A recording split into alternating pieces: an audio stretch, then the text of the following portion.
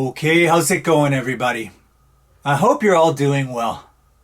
Okay, well, so in today's episode, I thought I'd try to say something about the iconic film Star Wars.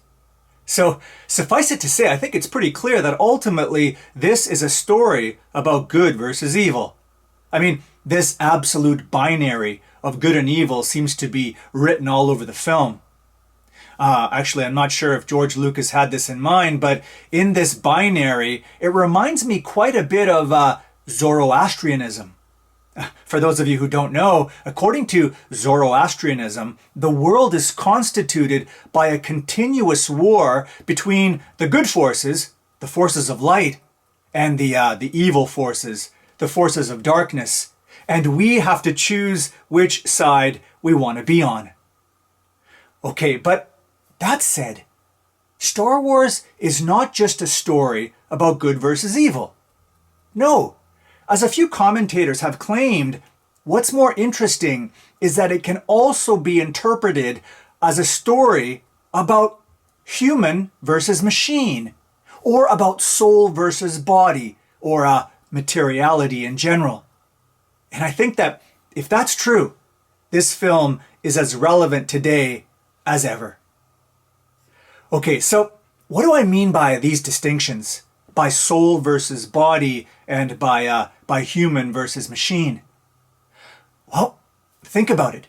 What Lucas does is he allies the good with the light side of the force, which is just to say with a kind of non-physicality or lightness or spirit.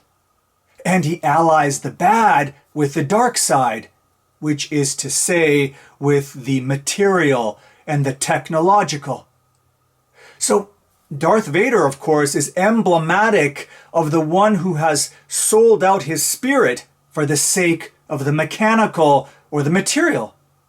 In other words, he's all machine, and so he's hard, and he's heavy matter, and so he's essentially a corpse inside. His is the empire of the material, and so one ruled by the law of gravity and necessity, which is also at the same time one of ruthless force. And Luke, well, he's obviously the opposite. He represents the triumph of the life-affirming human spirit over an encroaching mechanized world. His replacement limb is as far as he'll go in succumbing to the mechanical and to the heavy. And actually, no, it's ironic, but in a way, you might even say that in their own way, even the two robots, R2-D2 and C-3PO, despite their awkward clunkiness, have a certain levity and a lightness to them. In a way, you might say that they've transcended or humanized their programming and their materiality. Actually, no, now that I think about it, there's maybe another distinction or binary at work in this film, and I hinted at it already. It's one between brute force and flow or acquiescence more generally. I mean, again, look at the Empire. It clearly takes the blunt force trauma approach. It's a world of the metallic and the hard and the rigid and the sharp.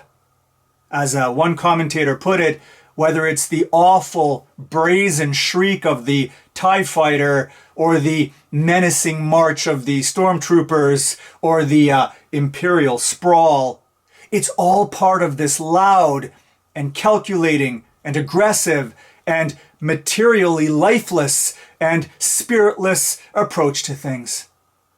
It's a way of being totally untethered from nature's laws and rhythms and from any kind of larger integrating principle. The Empire's is a world marked by no allegiance to anything outside of itself.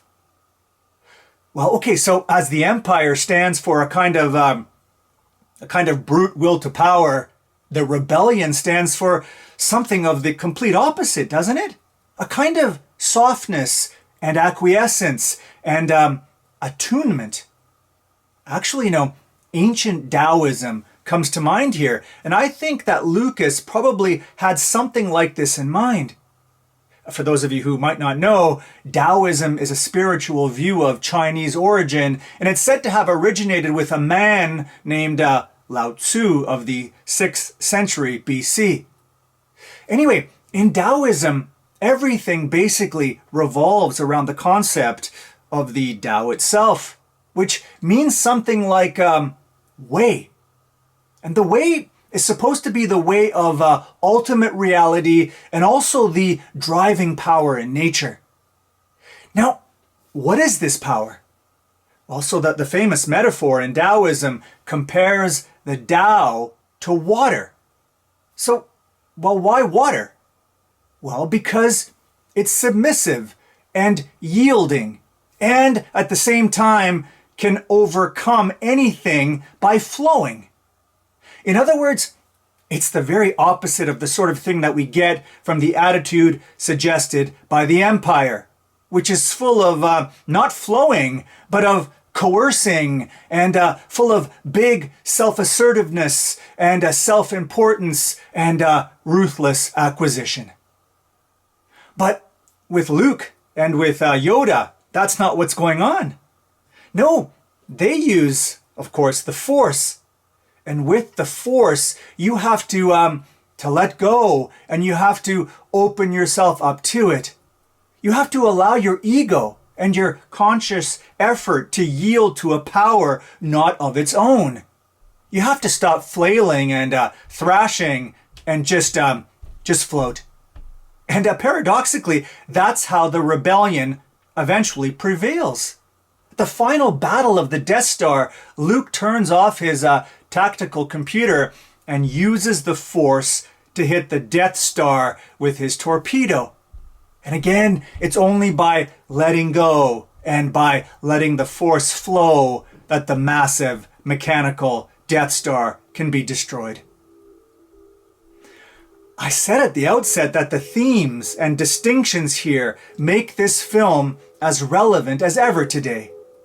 After all, in our age of technological and material hegemony, couldn't we all use a little more of the human and the earthy? And I don't know, sometimes it might serve us well to try to be a little bit more supple and more soft and more accommodating, like water. And if we think that this is not going to help us, we should remember just what the flow of water does. It turns sharp stones into pebbles and eventually dissolves mountains we thought were absolutely eternal. In other words, the soft always eventually overcomes the hard, like it did when a single man in a small ship took down a mechanical, inhuman monster through the use of the Force. Bye for now.